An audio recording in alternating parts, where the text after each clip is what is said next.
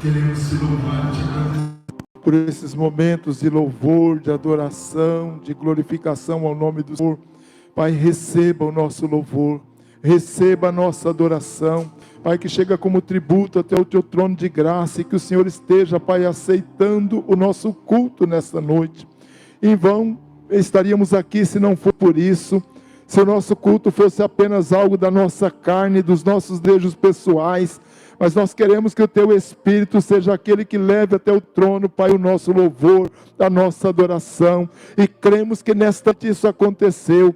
Cremos, Pai, que vidas aqui foram atraídas para a cruz através da adoração, vidas foram salvas por Jesus Cristo nesta noite. Cremos, Pai, em libertação, cura, milagres aconteceram aqui, Pai, porque houve, ó Deus, uma manifestação da Tua graça neste lugar, através deste louvor. Oramos agora, Pai, pelas crianças que vão ter o culto infantil. Abençoa os professores, cada uma dessas crianças. Oramos também pelos nossos irmãos que vão estar entregando seus dízimos, suas ofertas nessa noite. Pai, que o Senhor esteja abençoando essas famílias. Assim oramos, em nome de Jesus. Amém. Nesse momento as crianças estão saindo, né? E os irmãos que vieram preparados para os seus dízimos e ofertas têm oportunidade de estarem entregando no altar. E aqueles irmãos que estão aí, sentados nos bancos, já podem ir procurando o texto da palavra de Deus que nós estaremos lendo nesta noite, que é no livro de Obadias. Continuamos falando neste importante livro profético do Antigo Testamento. Então, o livro de Obadias, o capítulo 1, apenas aguardando a ação das crianças, para nos aquietarmos e ouvirmos a palavra de Deus. Irmãos, Deus está presente neste lugar. Deus é Senhor das nossas vidas, é Ele que dirige os nossos cultos, é Ele quem dirige as nossas vidas. Diz assim a palavra de Deus: a arrogância do seu coração o tem enganado. Você que vive nas cavidades das rochas e constrói sua morada no alto dos montes. Você que diz a si mesmo: quem me poderá derrubar? Ainda que você suba tão alto como a águia e faça o seu ninho entre as estrelas, dali eu o derrubarei, declara o Senhor. Deus abençoe a sua palavra nos nossos corações. Irmãos, na última ministração, nós falamos um pouco dentro do ponto de alimentar a autossuficiência e o poder, que é um dos pecados que Deus tratou aqui no livro de Obadias, mas dentro disso, como lidar com a amargura, a falta de perdão. Nós estamos aproveitando nesses estudos, trazendo também palavras que possam falar com a nossa vida pessoal, com o nosso relacionamento com Deus, o relacionamento com o nosso irmão. E nós, falando de lidar com a amargura e a perdão, dissemos o seguinte, que é preciso reconhecer essa situação e buscar ajuda, ter consciência, estamos amargurados, que muitas vezes não estamos querendo liberar o perdão e buscar auxílio. Muitas vezes nós precisamos até mesmo compartilhar isso com alguém da nossa confiança. Foi isso que Tiago disse na sua carta, que nós devemos orar, confessar uns aos outros os nossos pecados e orar uns pelos outros para que possamos ser curados, ser sarados.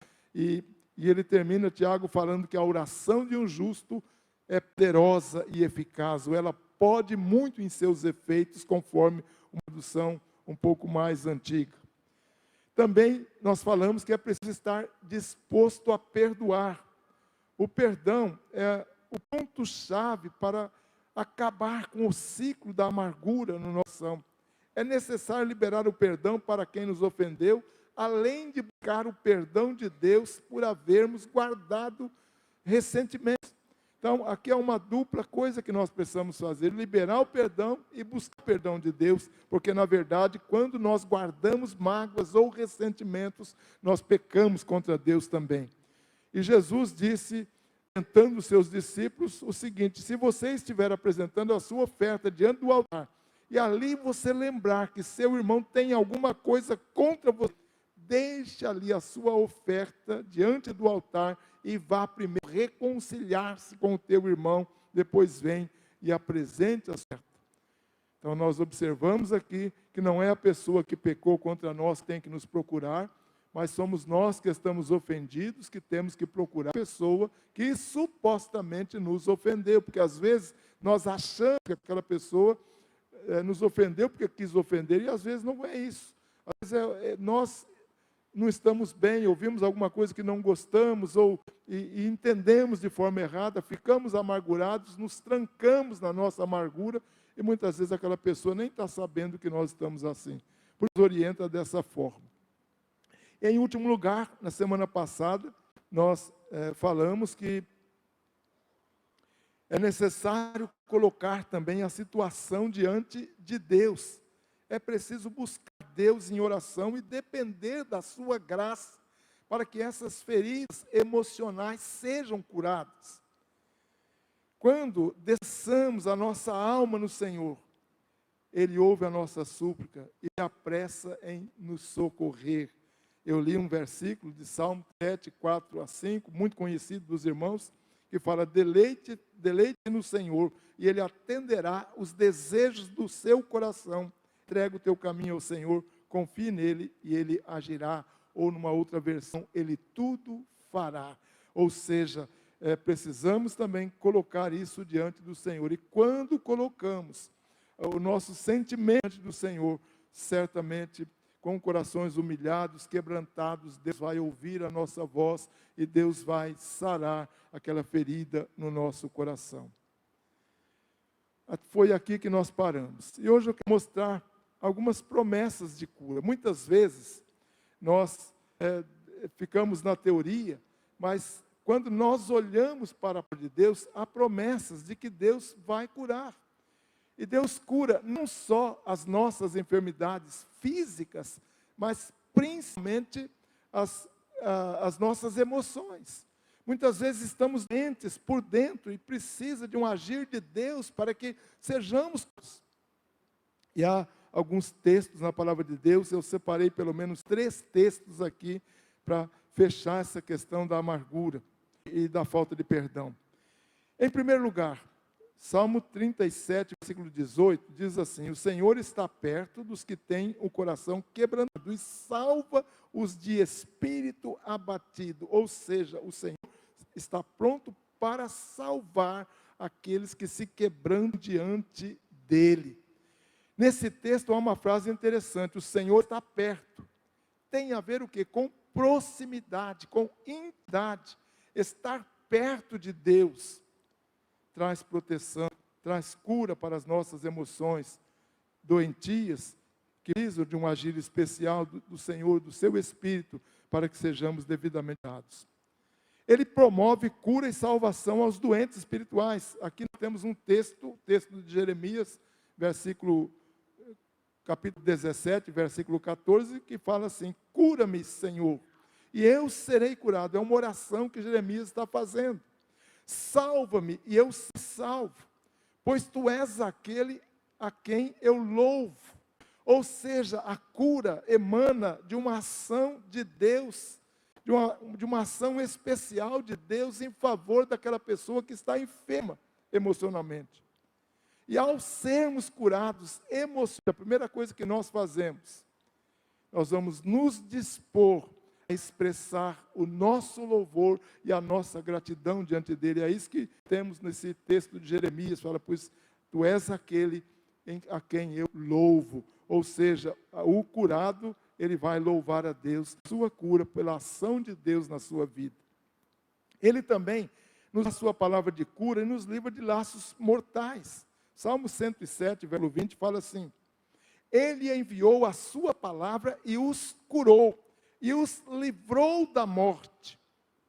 Irmãos, constantemente nós estamos sendo assediados por ações demoníacas, por ações diabólicas que tentam destruir a nossa vida. Mas nesse texto há uma promessa tremenda, que Ele nos livrou da morte. Nosso livramento e preservação vem não do homem, não vem do meu amigo, não vem também do pastor, mas ela vem do Senhor, que nos deu aqui uma palavra de cura e também ele nos livrou dos cordéis da morte. Há um texto também interessante, e esse texto ele fecha aqui o que eu estou querendo colocar para os irmãos, Salmo 116, de 3 a 6, que fala: os cordéis da morte me envolveram, as angústias do inferno vieram sobre mim, aflição e tristeza me dominaram. Presta atenção agora. Então clamei pelo nome do Senhor, livra-me, Senhor. O Senhor é misericordioso e justo, o Senhor é compassivo. Agora presta atenção, o Senhor protege os simples. Quando eu já estava sem forças, Ele me salvou. Que promessa tremenda de cura nesse texto, irmãos. O salmista está realmente cercado, está desiludido, está terrivelmente abatido, alado, e ele busca forças no Senhor. E a promessa de Deus aqui é que ele, mesmo estando sem forças, ele foi salvo do Senhor, ele foi liberto daquelas angústias que ele estava vivendo naquele momento. E hoje eu quero falar sobre que nós também, quando nós estamos pensando em ficar livre da amargura, que nós não podemos permitir, esse é um ponto muito importante, eu vou gastar o tempo nisso daqui, é não permitir a autocomiseração. A amargura e a falta de perdão, ela pode nos levar a essa autocomiseração, que é aquele sentimento de coitadinhos que muitas vezes nós estamos vivendo. É aquele sentimento que você não se acha ninguém, que você se julga sem qualquer valor. Isso é uma comiseração. Quando isso acontece, nós precisamos romper com essa situação imediatamente, ao ponto de até nos enlouquecermos, ou ficarmos fechados em nós mesmos, muitas vezes abandonados, isolados. Há um texto na palavra de Deus que fala sobre a vida de Davi.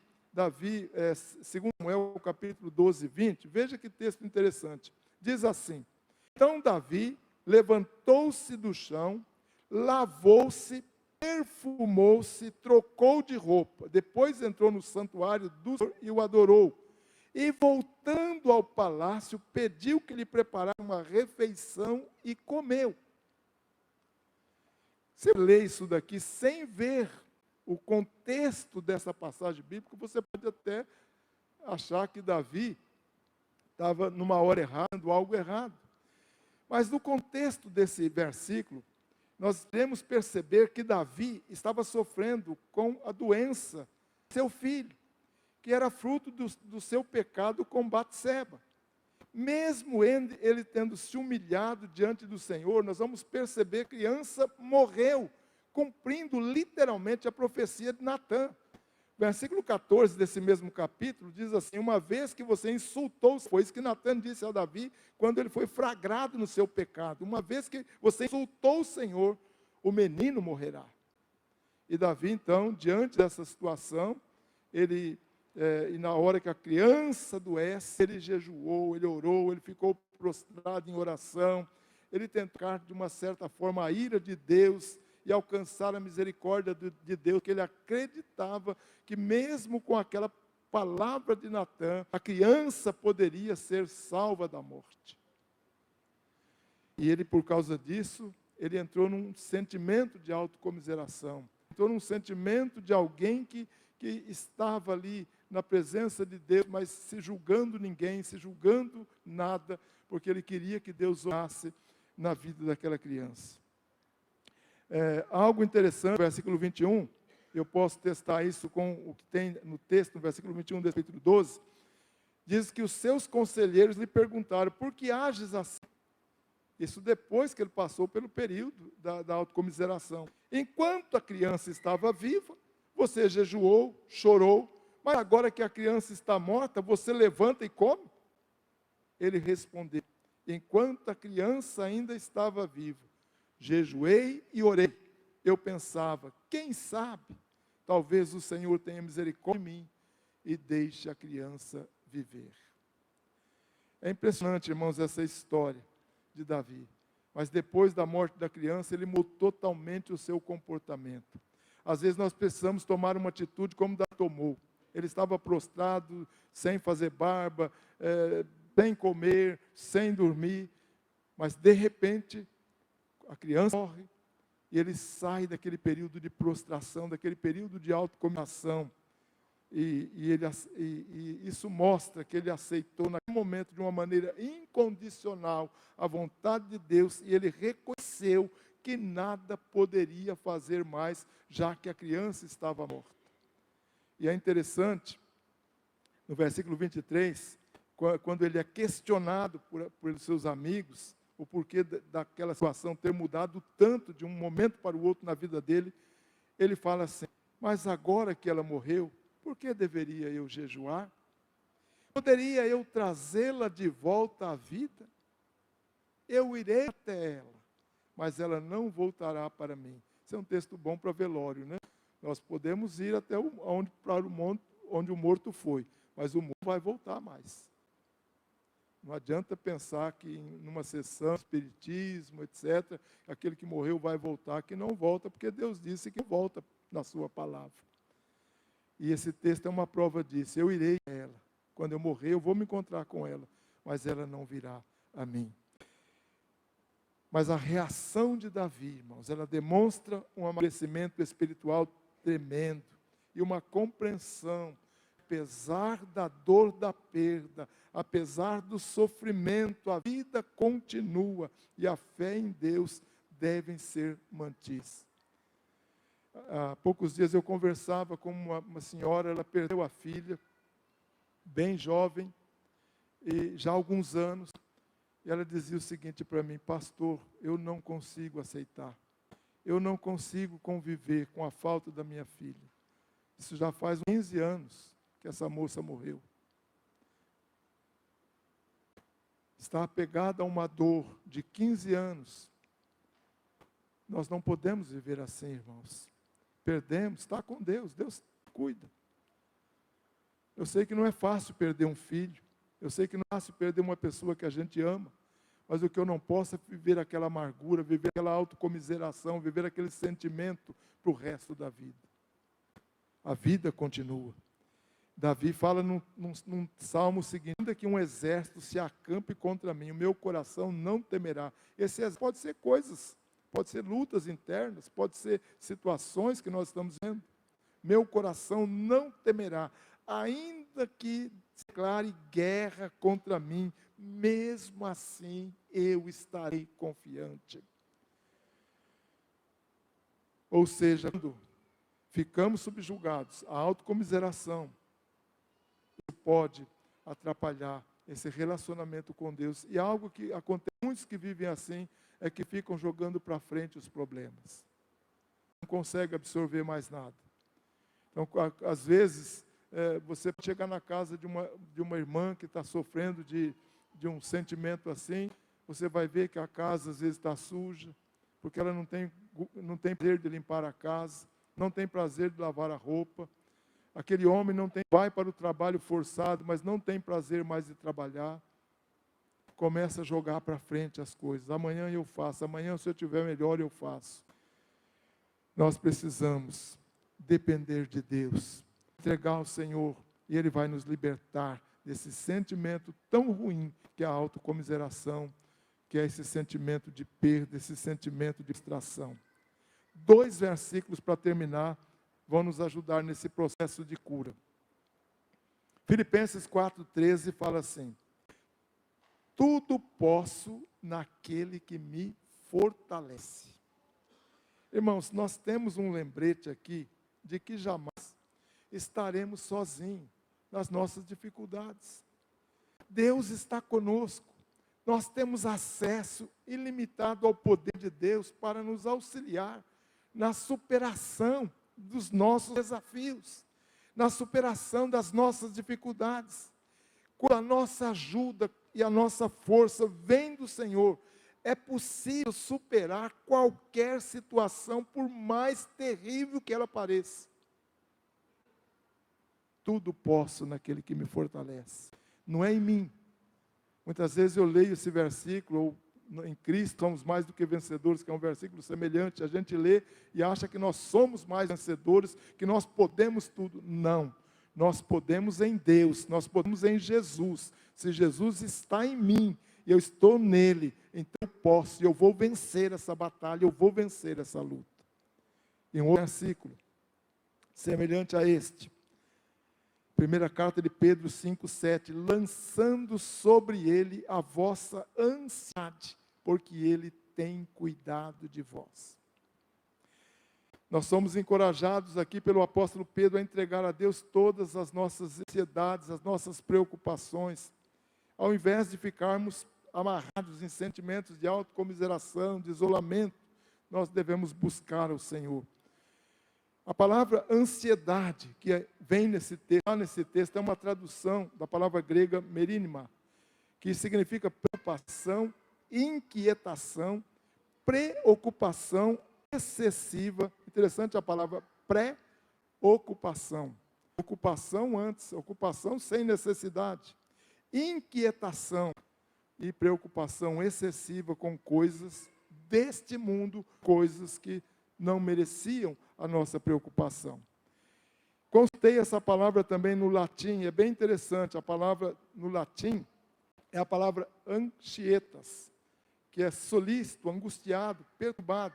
E a raiz dessa palavra latina, a palavra anxis, ela tem a ver com uma sensação de aperto, de sufocamento, de opressão, que também pode ser ligada à ideia de medo e preocupação. Ou seja, trata-se de um estado de espírito altamente perturbado e apreensivo. Quem vive desse jeito não vive, irmãos. Quem vive dessa forma vegeta. E Deus quer nos dar uma vida abundante. Jesus fala que o diabo, o inimigo, veio para matar, roubar e destruir, mas Jesus veio para dar vida e vida em abundante. E é essa vida abundante que eu, como crente, preciso viver, que você, como crente, precisa ver. Situações difíceis vão surgir, virão no dia a dia, através dos anos, mas nós vamos rompendo com essas situações. Nada pode apagar o brilho de Jesus nas nossas vidas, nada apagar o agir de Deus em nós, o mover de Deus nas nossas vidas. Mas muitas vezes nós ficamos vivendo num submundo, quando deveríamos estar vivendo no auge, no altar de Deus, na presença de Deus. E você que não é crente, que está vivendo essa situação de angústia, de ansiedade, de desespero, você que sofreu uma perda, que tem sofrido perdas, você que não tem conseguido dormir durante a noite, eu quero dizer para você que Jesus é descanso para a sua alma. Se você entregar a sua vida para Jesus e confiar nele, ele vai cuidar de você. Ele vai te dar uma nova vida, uma vida abundante, uma vida que vai valer a pena. Quem ouve a minha palavra, crê naquele que me enviou, disse Jesus, tem vida eterna. E essa vida eterna, ela não começa no dia de morrer, mas ela começa a partir de hoje e vai se estender para a eternidade. Receba Jesus, entrega a sua vida para Jesus, confia nele, e ele vai conduzir a sua vida daqui para frente. Que Deus te abençoe. Pastor Luiz vai estar orando. Amém, queridos. Fique. Quem foi abençoado pela palavra? Glória a Deus, né? Ore comigo. Obrigado, Senhor, pelo teu recado, pela tua palavra. Tua palavra é viva, poderosa, eficaz, imutável, transforma vidas. Tudo quanto recebemos nessa noite, alimento que o Senhor nos deu, e coloquemos em prática. Nós tomamos posse nessa noite da vitória, da alegria, do gozo. Pai, todo jugo de abatimento que o Senhor esteja removendo no poder que há no nome de Jesus. Somos mais que vencedores em Cristo Jesus.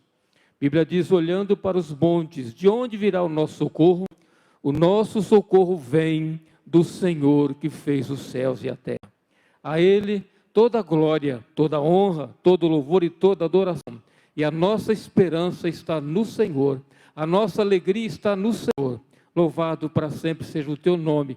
E tudo quanto ouvimos dessa noite, possamos tomar posse e colocar em prática no nome de Jesus. Amém.